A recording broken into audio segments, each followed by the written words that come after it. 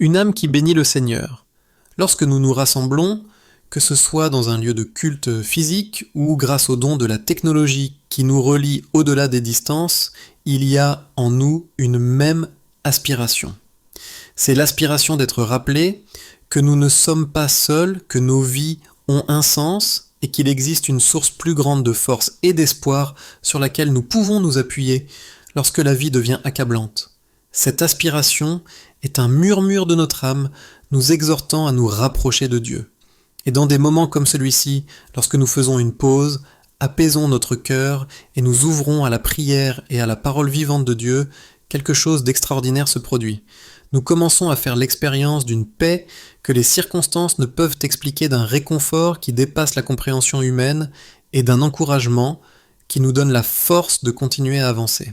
Les Écritures nous disent au psaume 103, verset 1 « Mon âme bénit l'Éternel, que tout ce qui est en moi bénisse son saint nom. » Ces mots prononcés par David ne sont pas de simples lignes poétiques écrites il y a longtemps.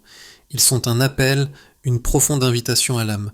Lorsque David a prononcé ces mots, il n'offrait pas simplement un acte de louange extérieur.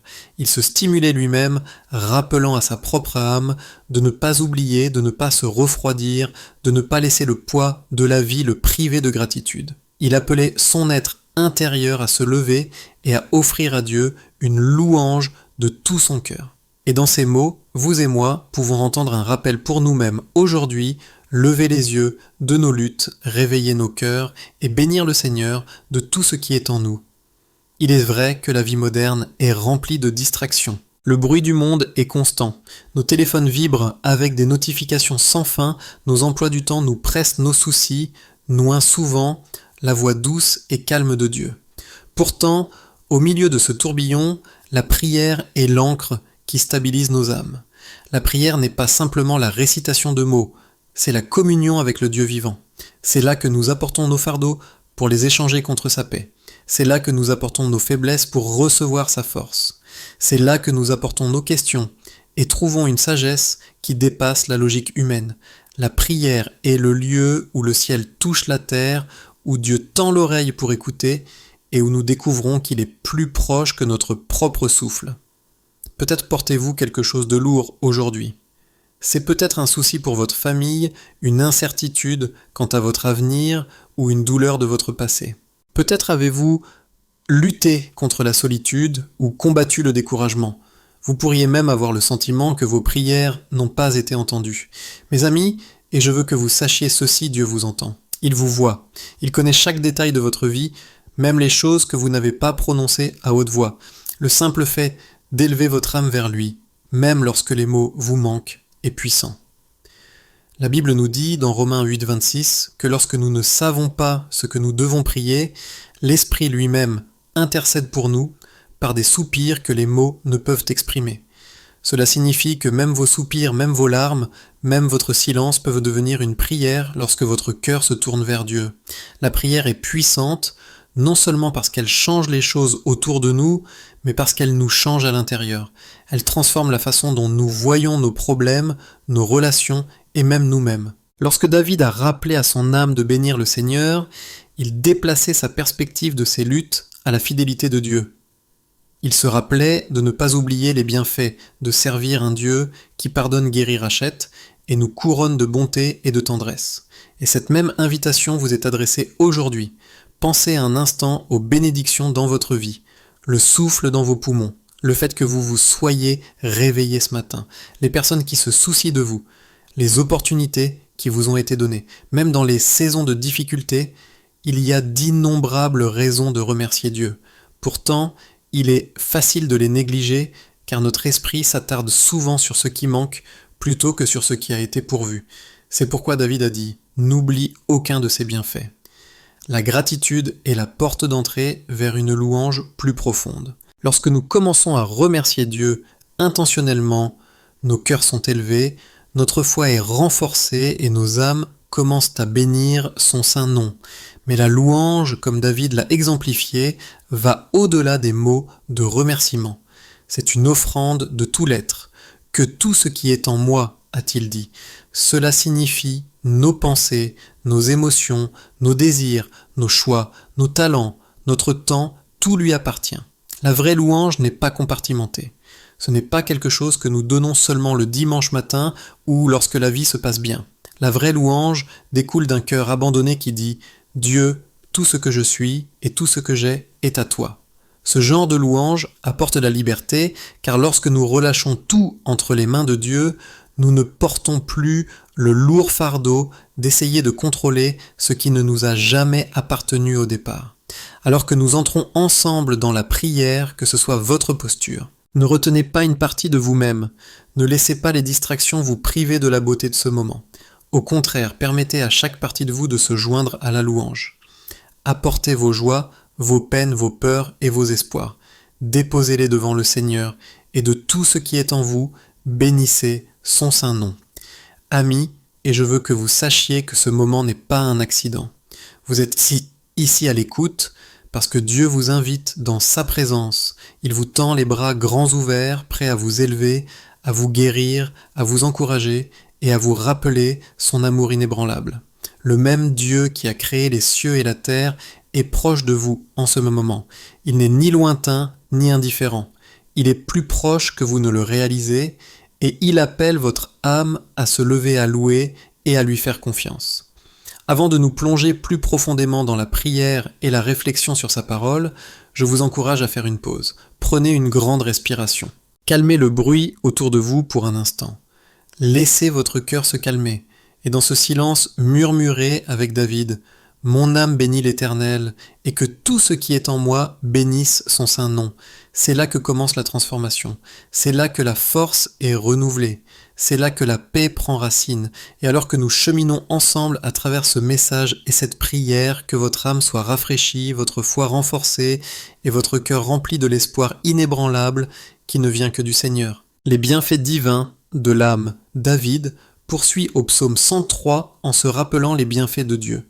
Il dit « C'est lui qui pardonne toutes tes iniquités, qui guérit toutes tes maladies, qui rachète ta vie de la fosse, qui te couronne de bonté et de miséricorde, qui rassasie de bien ta bouche, de sorte que ta jeunesse est renouvelée comme celle de l'aigle. » Ces mots débordent de vie et d'espoir, et si nous les laissons s'enfoncer profondément dans nos cœurs, ils ont le pouvoir de remodeler la façon dont nous marchons chaque jour. Pensez d'abord au pardon. David dit que Dieu pardonne toutes nos iniquités, pas certaines, pas la plupart, mais toutes. Cela seul est une raison suffisante pour que nos âmes se lèvent en louange. Chacun de nous sait ce que c'est que de porter la culpabilité, de ressentir la piqûre du regret pour les erreurs que nous avons commises, les mots que nous aurions aimé reprendre, les choix qui nous ont conduits sur des chemins que nous n'aurions jamais dû emprunter.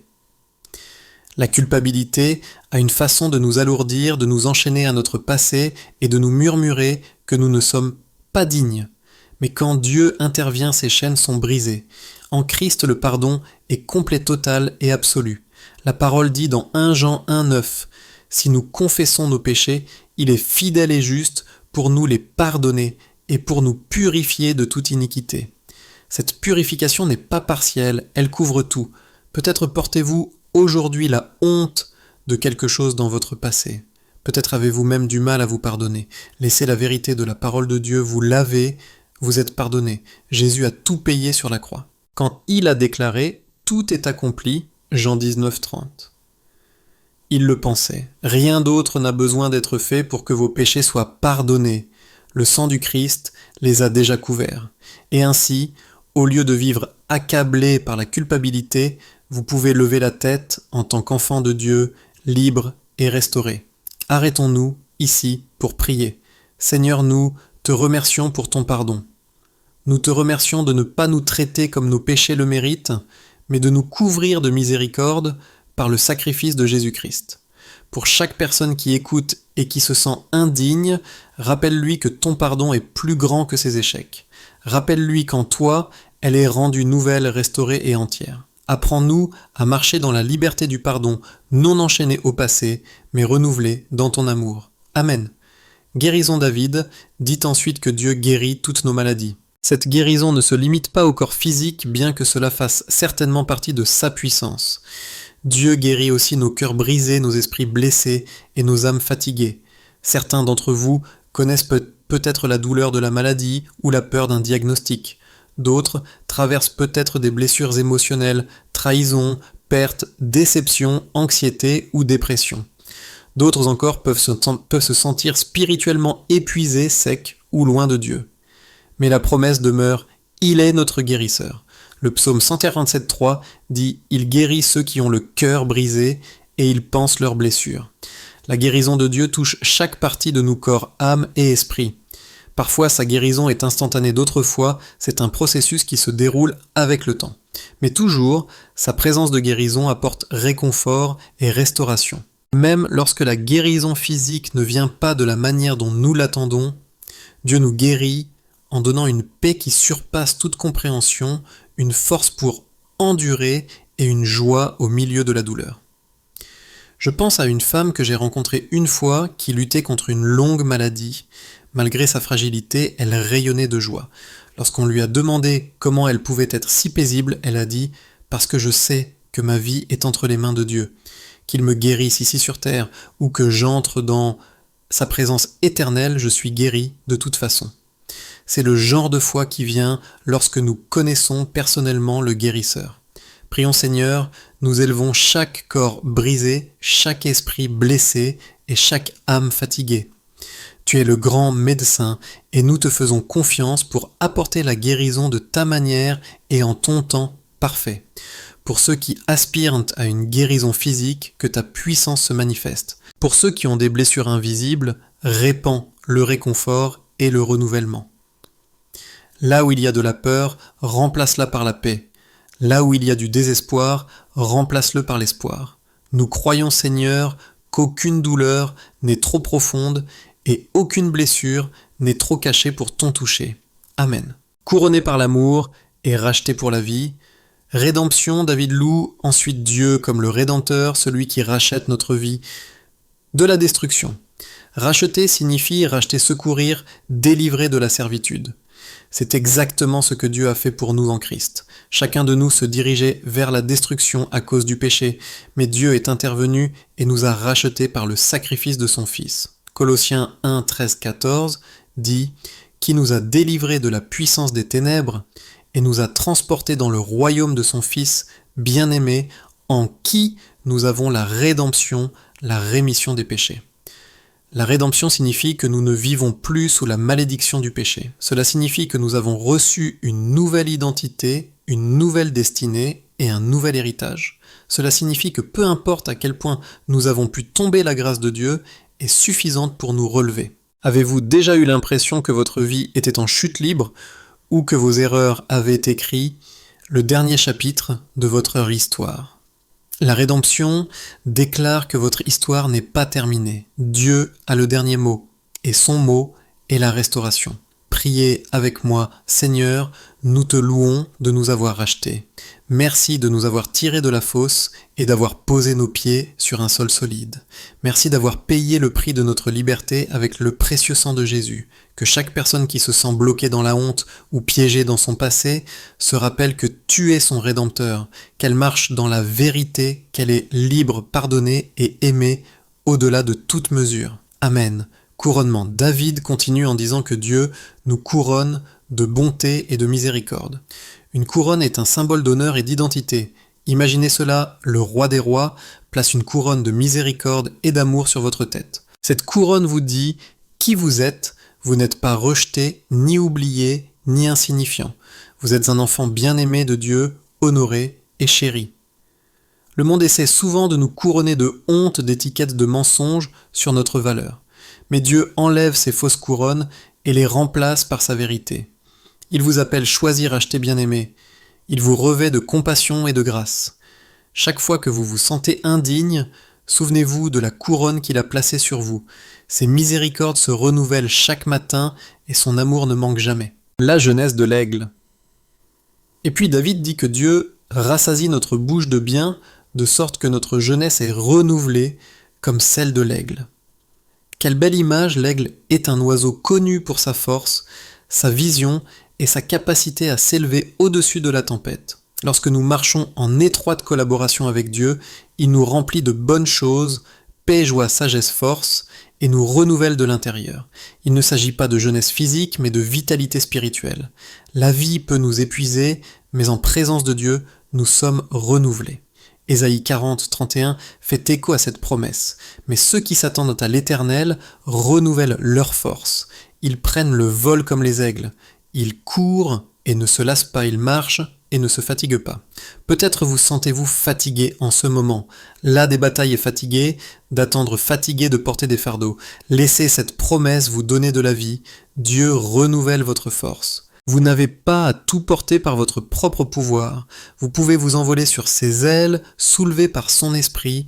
Prions ensemble, Seigneur, renouvelle-nous aujourd'hui. Là où nous sommes fatigués, fortifie-nous. Là où nous sommes découragés, relève-nous.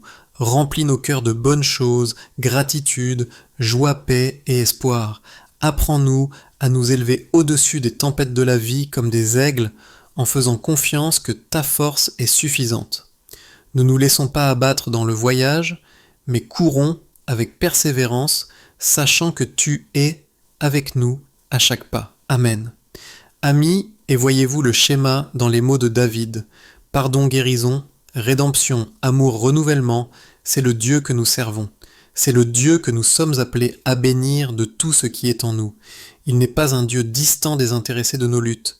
Il est intimement impliqué, répandant bénédiction après bénédiction, bienfait après bienfait, même quand nous ne le méritons pas. C'est pourquoi David a stimulé son âme à louer, et c'est pourquoi nous aussi pouvons nous lever chaque jour et déclarer « Mon âme bénit l'Éternel, et que tout ce qui est en moi bénisse son saint nom. » Louer au milieu de la tempête.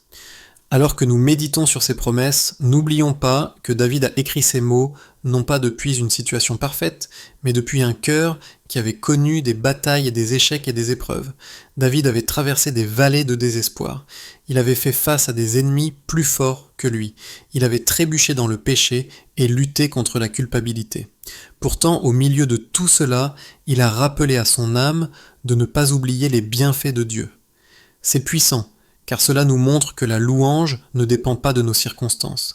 C'est un choix, un acte de foi, une déclaration que peu importe ce qui se passe autour de nous, Dieu est toujours digne de louange. Peut-être êtes-vous dans une vallée en ce moment. Peut-être avez-vous l'impression que la vie vous a écrasé et que vous n'avez pas la force de chanter. Laissez l'exemple de David vous encourager. Parfois la louange ne commence pas par des sentiments mais par la foi. Parfois vous devez parler à votre propre âme comme David l'a fait et dire « Lève-toi, souviens-toi de qui Dieu est, souviens-toi de ce qu'il a fait. » Lorsque vous faites cela quelque chose, change en vous. Votre esprit est élevé, votre perspective change et votre cœur commence à voir la bonté de Dieu même au milieu des épreuves. Pensez à Paul et Silas dans Acte 16. Ils ont été battus, jetés en prison et enchaînés. Pourtant à minuit, ils ont commencé à prier et à chanter des hymnes à Dieu. Ils n'ont pas attendu la liberté pour louer, ils ont loué au milieu de la prison. Et que s'est-il passé? Le sol a tremblé, les portes se sont ouvertes et leurs chaînes sont tombées. C'est le pouvoir de la louange. Lorsque vous bénissez le Seigneur de tout ce qui est en vous-même, lorsque vous souffrez, les chaînes se brisent. Les situations changent. Plus important encore, votre cœur est transformé. Prions ensemble. Seigneur, apprends-nous à te louer, non seulement quand la vie est facile, mais aussi aux heures de minuit. Aide-nous à nous rappeler que la louange est une arme, que le culte nous élève au-dessus de nos circonstances, et que tu es toujours digne. Brise chaque chaîne de peur, de désespoir et de découragement, alors que nous élevons nos voix pour bénir ton nom. Amen. L'un des plus grands défis auxquels nous sommes confrontés est d'oublier la bonté de Dieu lorsque la vie devient difficile. C'est pourquoi David dit « N'oublie aucun de ses bienfaits ». Oublier mène à la peur, mais se souvenir mène à la foi. Lorsque nous nous souvenons comment Dieu nous a portés auparavant, nous trouvons la force de lui faire à nouveau confiance. Lorsque nous nous souvenons des prières qu'il a déjà exaucées, notre espoir est renouvelé. Lorsque nous nous souvenons de son pardon, nous cessons de vivre sous la culpabilité. Lorsque nous nous souvenons de sa guérison, nous cessons de croire que la brisure est notre état permanent. Peut-être avez-vous besoin de vous souvenir aujourd'hui. Prenez un moment et pensez à où vous seriez si Dieu n'était pas intervenu dans votre vie. Pensez aux dangers que vous avez évités, aux portes qu'il a ouvertes au moment où il vous a réconforté quand personne d'autre ne le pouvait. Ce ne sont pas de petites choses, ce sont des rappels qu'il est fidèle. Et s'il a été fidèle auparavant, il le sera encore. Seigneur, nous te remercions pour chaque bénédiction que nous négligeons si facilement. Merci de nous avoir réveillés ce matin pour le souffle dans nos poumons, pour la capacité de voir, d'entendre, de bouger. Merci pour la famille, pour les amis, pour les opportunités, pour la protection dont nous ne sommes peut-être même pas conscients. Merci pour les petits miracles qui nous entourent chaque jour. Apprends-nous à ne pas les tenir pour acquis, mais à reconnaître ta main dans chaque détail. Amen. Amis, et parfois le plus grand témoignage est simplement une vie vécue dans la gratitude. La gratitude change l'atmosphère. La gratitude transforme l'inquiétude en culte, les plaintes en prière et le désespoir en espoir. Lorsque vous choisissez de bénir le Seigneur de tout ce qui est en vous, votre âme devient légère, votre esprit devient libre et vous commencez à vivre dans la joie de sa présence. Mais soyons également honnêtes, il y a des moments où la gratitude semble difficile. Il y a des saisons où la douleur éclipse les bénédictions. Dans ces moments-là, nous sommes tentés de nous retirer, de douter, de fermer nos cœurs. Pourtant, c'est précisément dans ces saisons que la gratitude devient l'acte de foi le plus fort. Elle déclare « Je ne comprends peut-être pas tout, mais je sais que mon Dieu est toujours bon ». Cette déclaration a du pouvoir car elle vous élève au-dessus de la tempête et vous ancre dans le caractère immuable de Dieu. David parle de renouvellement, de sorte que ta jeunesse est renouvelée. Tu es renouvelée comme celle de l'aigle. Le renouvellement n'est pas seulement physique, il est spirituel et émotionnel. Dieu peut renouveler votre joie, votre passion, votre vision, votre force. Certains d'entre vous ont peut-être l'impression de fonctionner à vide, épuisés par les responsabilités drainées, par des batailles constantes. Mais écoutez cette promesse, Dieu renouvelle. Il prend les âmes fatiguées et y insuffle à nouveau la vie. Il prend les cœurs découragés et les remplit d'espoir. Il prend les esprits brisés et les restaure à l'intégrité.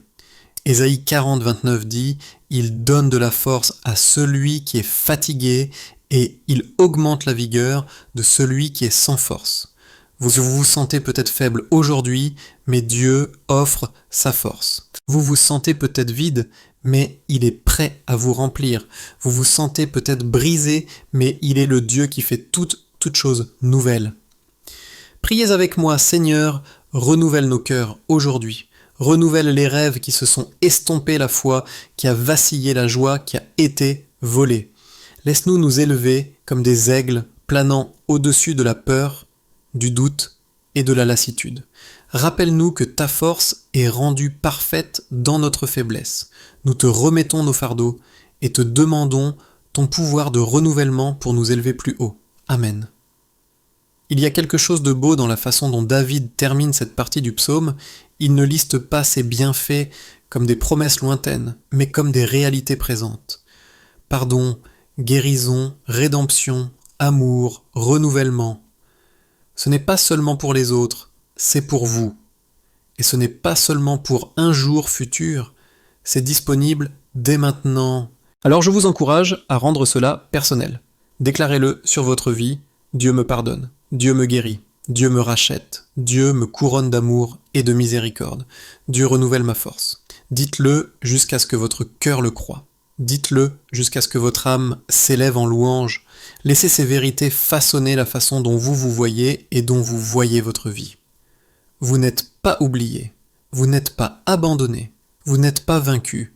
Vous êtes un enfant de Dieu, béni de toute bénédiction spirituelle en Jésus-Christ.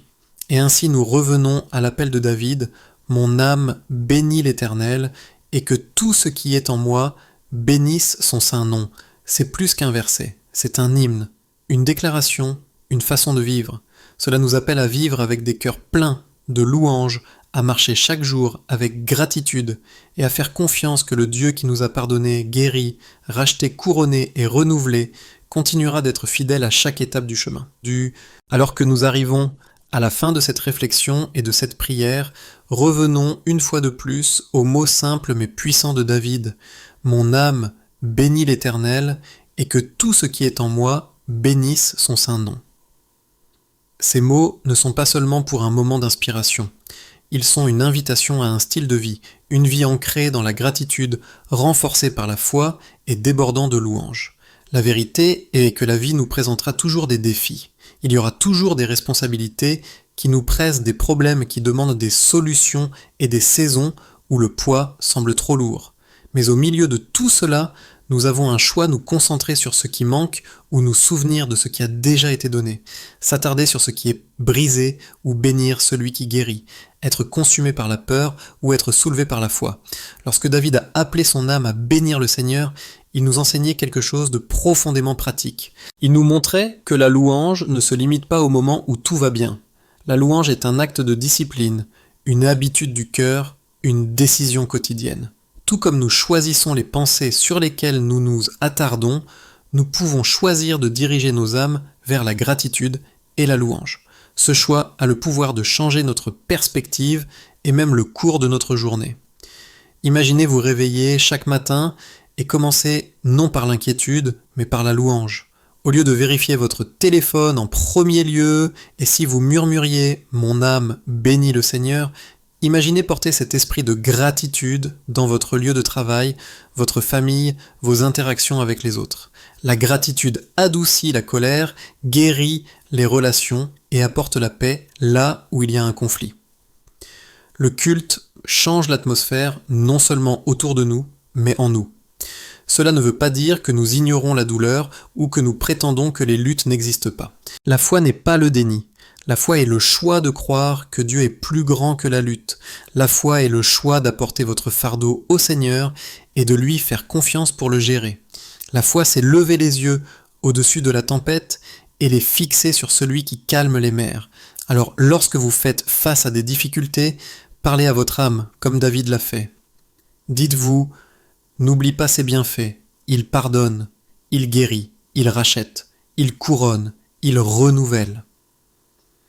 Laissez ces mots vous ancrer lorsque les vents de la vie soufflent fort. Lorsque la peur murmure, répondez par la louange. Lorsque le doute s'élève, contrecarrez-le avec gratitude. Lorsque le désespoir frappe à la porte, laissez votre âme répondre par la louange. Une façon très pratique de vivre cela est de tenir un journal de gratitude. Chaque jour, écrivez 3 choses pour lesquelles vous êtes reconnaissant. Elles n'ont pas besoin d'être grandes.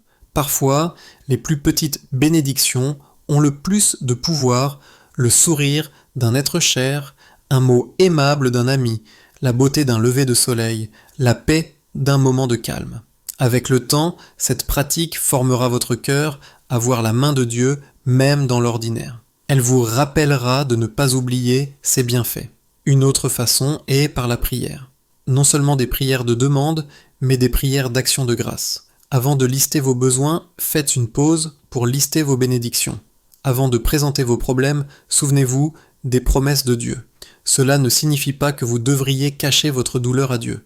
Il vous invite à lui apporter chaque fardeau, mais cela signifie que vous équilibrez vos demandes avec la mémoire afin que votre âme apprenne à faire confiance plutôt qu'à craindre.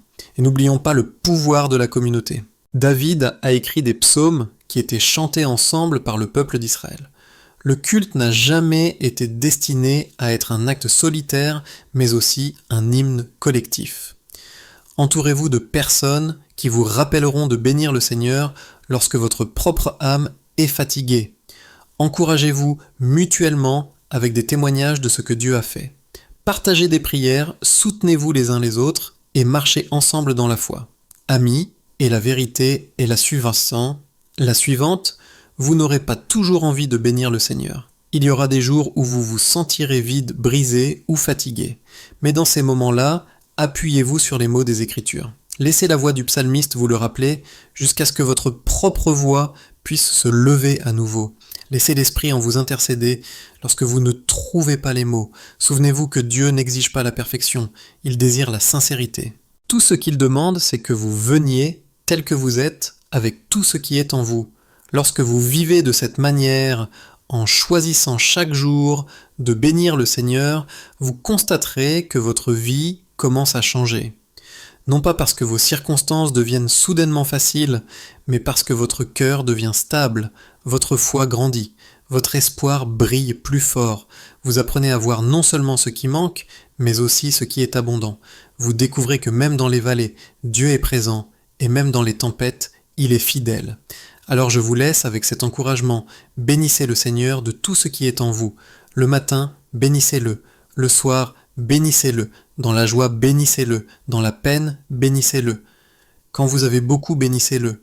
Quand vous avez peu, bénissez-le. Quand vous comprenez, bénissez-le. Quand vous ne comprenez pas, bénissez-le quand même. Que votre âme s'élève chaque jour avec cet hymne « Mon âme bénit l'Éternel » et que tout ce qui est en moi bénisse son saint nom. Et que cette bénédiction se répercute dans chaque partie de votre vie, qu'elle façonne la façon dont vous parlez, la façon dont vous aimez, la façon dont vous vivez, qu'elle guide vos décisions, nourrisse votre courage et soutienne votre foi. Que votre âme trouve la paix dans sa présence, la force dans ses promesses et la joie dans sa bonté. Terminons par la prière. Seigneur, nous te remercions pour ta parole qui nous a rappelé aujourd'hui qui tu es. Nous te remercions pour le pardon qui purifie, pour la guérison qui restaure, pour la rédemption qui sauve, pour l'amour qui nous couronne et pour le renouvellement qui nous élève. Apprends-nous à vivre avec des cœurs reconnaissants, à te bénir de tout ce qui est en nous et à te faire confiance en chaque saison. Que nos vies deviennent des chants de louange témoignant de ta bonté et de ta grâce. Au nom de Jésus, Amen. Amis, et puissiez-vous repartir de ce moment avec une âme renouvelée, un cœur reconnaissant et un esprit prêt à s'envoler comme l'aigle. Puissiez-vous ne jamais oublier ces bienfaits et que chaque souffle que vous prenez soit un rappel que vous êtes aimé, pardonné, racheté et renouvelé.